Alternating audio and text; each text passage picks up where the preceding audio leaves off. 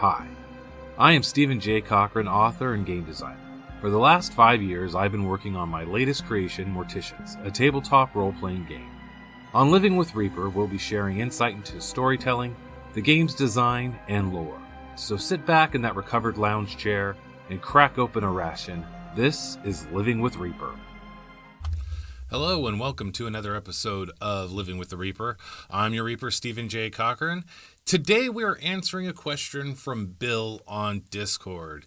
You can always follow Bill at SandboxBill on Instagram. He is a local funeral director. He's also one of our players. He plays John Smith, the cheese fanatic in the Zombie Trail series. And he asked this question on Discord. He asks, at the Reaper, is there any particular game prep that you think is most important for a Mortician player? Or something that would help the game backstory versus mechanics work? Now, I'm going to answer this in several different parts because I think, part of this channel is I'm also speaking to funeral directors as well as players. And so I want to cover a kind of game prep for both of them.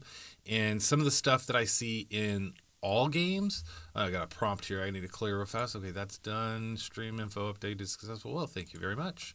And let's keep an eye on that audio. Audio looks good. Great. So yeah, I'm going to answer in two parts, funeral directors and players, but I want to address the players first because I believe that with players, there are certain things that are universal for all players in games that we see. And not just new players to the hobby, but sometimes older players do this as well. So one of the first things I'm going to talk about is there any particular game prep I think is most important? For players, knowing what you're going to do on your turn and being ready for it. So I see this a lot in games. Not my turn. I don't need to pay attention. I don't need to know what's going on. I don't need to get ready. And then as soon as it's their turn, now they're looking at their character sheet. Now they're looking at the scenario and the map in front of them. And it slows down game pace. So as a courteous to everybody at the table, being ready. And what that means is, paying attention to what is going on around you. And being engaged in the storytelling between your funeral director and your fellow players so that when it's your turn, you understand the situation fully. And also think about what you're going to do next. Sometimes players want to do things that are a little bit more complicated. For high fantasy games that have spells, they want to cast a spell, but they haven't looked up the mechanics of the spell and they're not really sure what it's going to do. So on their turn, they open up a book and start figuring out the spell. Sometimes in Morticians, I'll see someone who's like, "Oh, I'm gonna target the shot." Well, there's an extra step that you take, and there's a modifier that you have to apply to taking that shot, and having that information ready. So when it's your turn, you go and you move the story forward. Is one, it creates a level of excitement and pacing in the gameplay, and two, it's really courteous to do that for other players. So I would say that is like the most important thing players can do as far as being prepped and ready to go. And then there's some other stuff I wanted to kind of touch on for players, and I think a big one for me is just knowing what your character is carrying. You have starting equipment in Morticians. You have starting equipment in almost every game I've played. I think Masquerade. I'm not really sure if Masquerade has starting equipment, but a lot of the high fantasy games, Morkbork, Mothership, you have a loadout. Morticians has a loadout. You get starting equipment that is, one, a general starting equipment for adventuring with all the players, and then two, you get starting equipment for just your talents and your skills. Melee fighters get equipment that's different than shooting, and science players get something different. I think the science players gets a computer kit to log into computers, get them up and running, and to access them. And it's different than the speech player who actually just starts with more money. So Knowing what you have on hand is really useful, especially in storytelling. You might be placed in a situation. I know a lot of funeral directors like to throw wild stuff at their players, hoping that they'll engage in the environment with the equipment they have on hand. So I also have, had the experience of playing in games where at session 0, session 1, we're playing and we get a dingle hopper. And the dingle hopper has one very specific use, and it's important, so you carry it. But you're not going to need the dingle hopper until later on in the story. So you've been carrying the dingle hopper around the entire time. And then when you get to the place where you need to utilize it, nobody knows what to do next because they've forgotten that it's in their equipment, that they have this thing that is supposed to interact with whatever their funeral director has carried for them. So being cognizant and tracking everything you've collected beyond weapons and health, it does seem to be everyone's focus as well. What's gear focused weapons. I want a bigger and better gun. I want enough ammo to use that bigger and better gun. I want the better melee weapon. If healers, we gotta get nano injectors. We need to get as many nano injectors as possible because people are dropping like flies around here, and we're keep having to use them to bring people. And then they forget that they also have tents and ponchos and water bottles and rope and tools and other things that they have the ability to collect along the way. Several of the loadout items could be repurposed for modifications if you're a mod heavy table, or if you're one of the types of players who really likes to tinker around with your equipment to try to make it go farther, hit harder. So look towards your equipment, understand what you can do with that stuff, and try to use it to engage in the environment. Some of the funnest games that we played during the beta testing was a player remembered that she had a rope. And so she wanted to engage an enemy. She wanted to lasso the rope. So it created this situation where, so now she had to ask questions because it was beta testing. It was her first time playing, so she didn't fully understand how to do things. So, well, can I do this? Funeral director is like, yes, you're going to need to roll this just for the knots, which is the survivalist. She successfully rolled a good survivalist. It's like, okay, now you're going to have to, roll your throwing to see if you can actually lasso the enemy. And so it immediately changed combat and the environment around because she was successful in lassoing the monster. And that allowed the other players to go, oh, now we've got benefits to attacking this enemy that we didn't have before. And it was all about, it was all created from a player seeing what was in their equipment list and utilizing that equipment. So that would be like the second thing I would think that is important. Let's see here. Know your player's motivation. Remember that Bill's question here was what's important for a Mortician player, game, backstory versus mechanics play. Know your motivation and be true to it. I've got some notes here that I keep looking at. Funeral directors who are really story driven, who want to have some role playing sessions, they want to throw types of NPCs at their players, non-combative NPCs, to role play with that character and to interact with them. And they're going to create those NPCs based off of how you said your character's motivation is.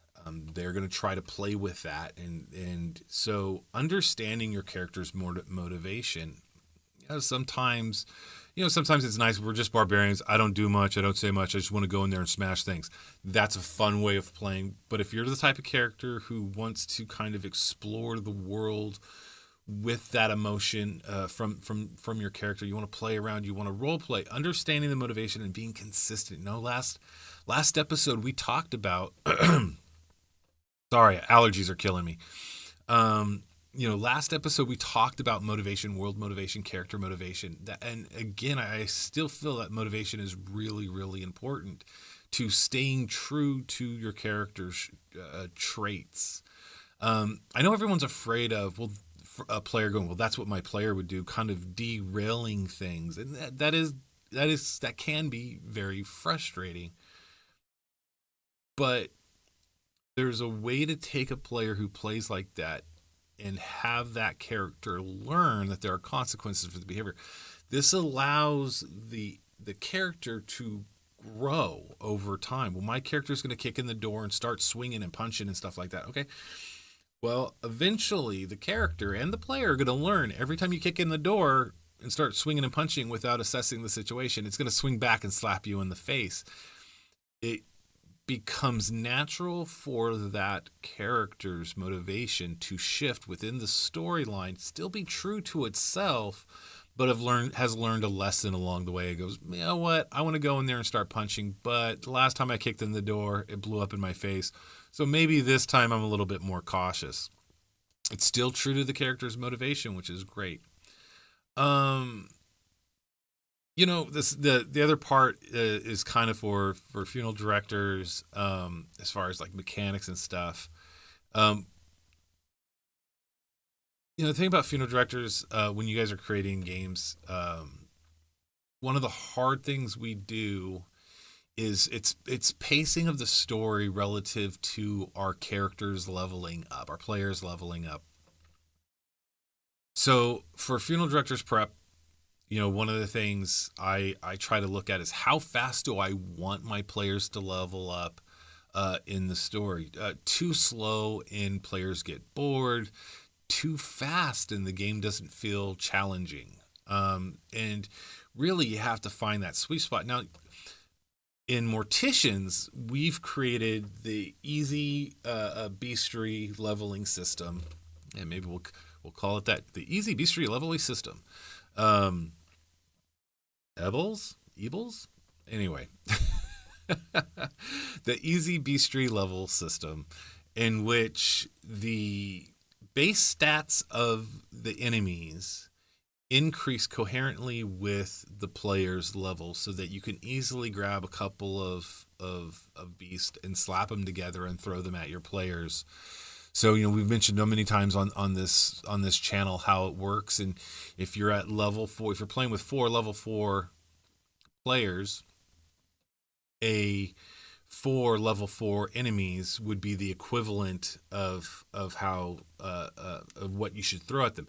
If it's supposed to be an easier encounter, you could throw 8 level 2s, and if it's supposed to be a little bit harder, you can throw 2 level 8s or 1 level 16 enemy at them, depending on how dramatic you want to make the story. And then we have the types of zombies. We have over 30 zombies on the zombie list. We have over 20 different human archetypes, and we have countless of mammal animals that could be both zombie and living animals for your players to interact with. But the experience points with them increase relative to the character's level, so that if you're giving experience points every time they successfully do a skill, like maybe they're using their shady skill to pick a lock, there's 25 points there, or maybe they had a successful speech. If you're giving them the experience for all of their interactions of utilizing their skill, plus the experience points for combat, and some experience points for completing goals and quests that you've laid out in front of them, they should be leveling up about every 4 hours of gameplay. Now, depending on your table, you can speed up or slow down how much experience points you want to get them. But I find that every 4 hours of in gameplay, that leveling works out really, really well. And so for funeral directors, ask yourself that question. Well, how fast do I want them to level? And keep in mind, if they level really fast, you should be giving them level appropriate weapons. It's one of the things I'm working on right now in the core rulebook, is leveling the weapons so that funeral directors know that at this point, this type of weapon is appropriate for this level of players. And so as they level up, you want them to, they want the feeling that they're moving forward and growing in their character, and that also involves weapons. and you don't want to level 8 Mortician who's at that point still only wielding a Mortician's Cleaver. At some point, the Mortician's Cleaver does just kind of fall to the side for bigger and better weapons. There's an advanced Mortician's Cleaver and a combat Mortician's Cleaver, and there's more aggressive Mortician's Cleavers that they can level up into. But the starting Cleaver is really just for levels 1 to 3. So, by 3 to 4, they should have new equipment, and their armor should be growing. And that's really important as well, is ensuring that every 2 levels or so they are increasing in their armor class, that they're picking up more padding, and they're picking up helmets, and they're picking up more modifications and more traits that make them stronger, faster, and harder to hit. So all those things is really what funeral directors need to be looking for when they prep. Another thing is, where do you want to take your players?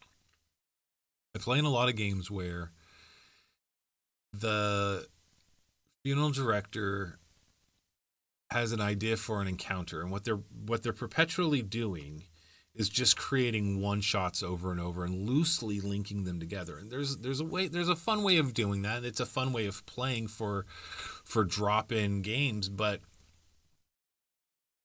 after a while, you still want to give them that journey, a focal point for them to go through. So I always recommend people like where do you want them to go? Leveling, every game has a level, but you need to have a story to go along with it. I grew up in the 80s and played a lot of platformers, and as a coin-operated games that just gobbled up quarters. And I used to love Ninja Gaiden. And one summer I went over to a friend's house, and his dad had Ninja Gaiden, but you didn't need coins. It was rigged, so you just hit a button and you got all the coin lives that you wanted. And it was that summer, we were in his backyard, we're playing Ninja Gaiden. We beat the entire arcade game. It was fantastic. It was amazing. And what I realized was Ninja Gaiden has a story. It's actually got a really great story. And so my experience with Ninja Gaiden up until that point was it was a drop, and I see it at an arcade, and I'm a ninja, and I'm jumping around, I'm slashing things. But no, there's actually a deeper story to what's going. And the levels actually, even though they're getting harder, and Ryu is getting stronger in the gameplay and in the mechanics, there is a story driven of what he's doing. He is on a journey, which is fantastic. And I try to remember that in your sessions, in your preparation, is keep in mind, what is the end goal? I think culturally we have a term for that. We call it the big bad evil guy, or the big bad organization. But in the hero's journey that your players are on, at some point you do need to make clear that is where they should be heading.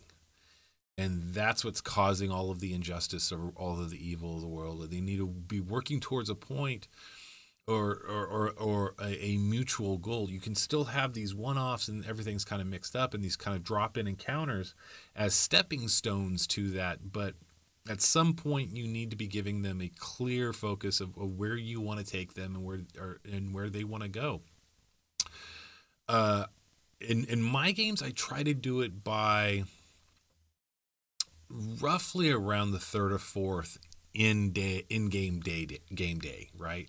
And sometimes that might take 12 hours to get there. Sometimes that might take several months of gameplay. But if in-game days is on day 3, that's where I start dropping this is what's going on, and this is the big bad. This is where you need to be heading. And in the zombie trail, which we release every Wednesday, we just dropped one yesterday actually at midnight. The players are now on day 3, and I am starting to lay out the groundwork for them for what is actually going to happen in the world that they're playing on the zombie trail, and this will give them the opportunity to how they want to engage and move forward in the story. Because let's remember, at the end of the day, it's a shared experience, it's a shared story. The players can decide, no, we don't want to do that. We want to do something else. We're not interested in facing that. Always have a plan B, people. Yeah, on day 3 of the in-game days is usually where you start dropping the bigger breadcrumbs. That by day 3, the players and their characters should be settled in the world, that they kind of understand how the world works and what to expect and what you as a funeral director are going to throw at them.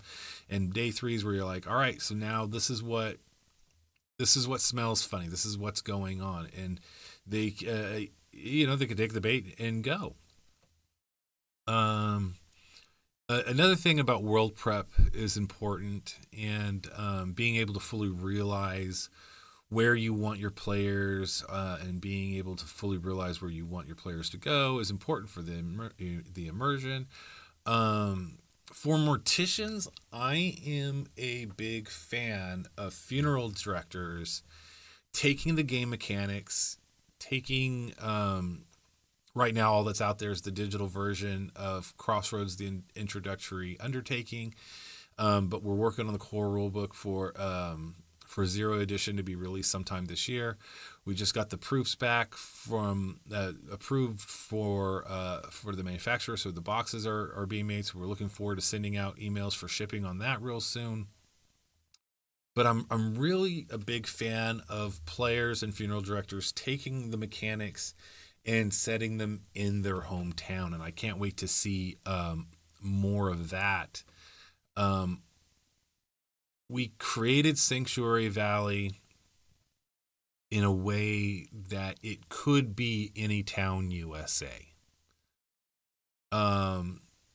Yes, the world mechanics kind of dictate that, places like New York, Philadelphia, Boston, Los Angeles, San Francisco, it would be incredibly difficult to try to survive in those environments, but the mechanics are there that you can do it. You can play an incredibly stressful, stealthy game in those major cities.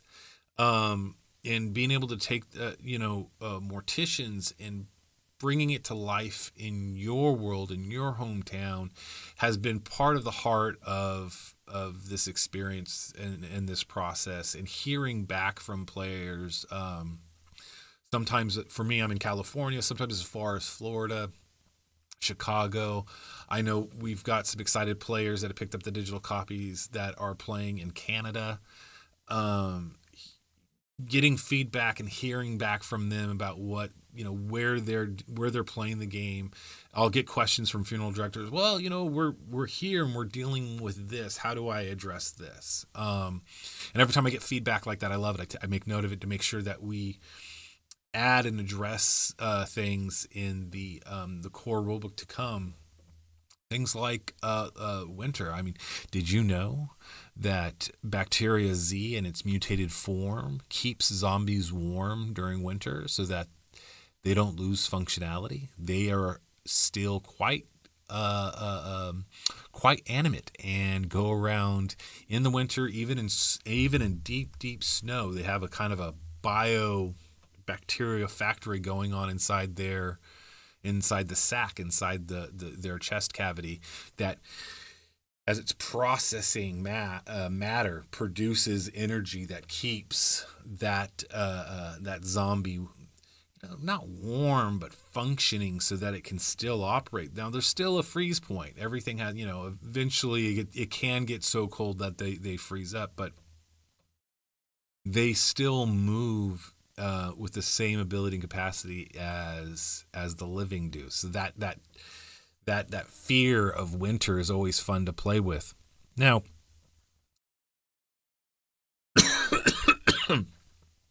excuse me, pardon me. Yeah, my allergies just kicked in like 2 days ago. It came in and it hit me hard. I'm just like, oh my God.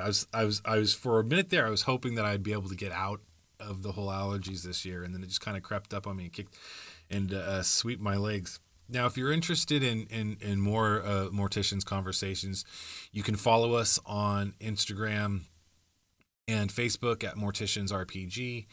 Of course, I've mentioned in the past, and let's go ahead. Let's get some of these prompts up and going here. Let's see here. Boom. And we want to do this one here and this one here, and there we go. Right on, right there, YouTube. That's right, YouTube. We have the Ladies of the Hoard, we have the Wolf Pack, we have the Zombie Trail. There's 3 different experiences to watch people play the Morticians game and have fun, and how they interacted with the world. So if you're interested in seeing more of that, go ahead and swing on by YouTube and check us out right now. And here we go again. We're going to do the thing where we do this and this. And there we go. Drivethru-RPG. Drivethru-RPG. Yay. You can get your digital version of Crossroads, the Introductory Undertaking, at Drivethru-RPG. It has a funeral director's guide, starting rules for the players, character portfolios with 6 of the archetypes. The core rulebook coming soon will have 12, so this is a great way to introduce you to the Morticians world. It has sections to read about on the lore and how the world became what it is today. Really, really fun stuff. Also, it has a pay what you want. Tokens and maps that can be utilized on the VTT, specifically Roll20, which is what I designed them for. So if you're interested in picking up a copy today and playing it, you can check that out at Drivethru-RPG. Just look for Crossroads, the Introductory Undertaking, Morticians TTRPG by us, Coxon Media. We're also on Twitch. If you're not watching us on Twitch right now, we do stream this on Twitch, and we are looking to do possibly more streaming in the future on Twitch, but for now we're keeping mostly to YouTube. And what else? I have little notes here to say. We got Instagram, Facebook, YouTube, Twitch, Discord. Yes, and Discord. If you're interested in getting on Discord, please go ahead and reach out to us, and we'll try to set things up. I believe we have a link in the doobly-doo below. But yeah, Twitch, we have a Morticians RPG Discord channel where it's a great place to hang out, share media, share zombie art, talk about what's going on at your table and what's to come. I do a lot of posts when we have big news through Discord. I post on Discord first before we post official announcements on Instagram and Facebook to the community. So the early access information is definitely on our Discord channel. And hey, if you're not interested in being on Discord, but you still want to reach out, you can reach out to us on Facebook and Instagram. Direct message me if you have any questions, thoughts, ideas. If you want to share some fan art. A lot of the artwork in Crossroads came courtesy of not just artists that we hired, but fans who were in love with what we were doing in the world that we were creating. And we're always really appreciative of fans who share their artwork with us. A huge thank you to all of you who have backed us in the Kickstarter campaign and supported us and allowed this community to grow.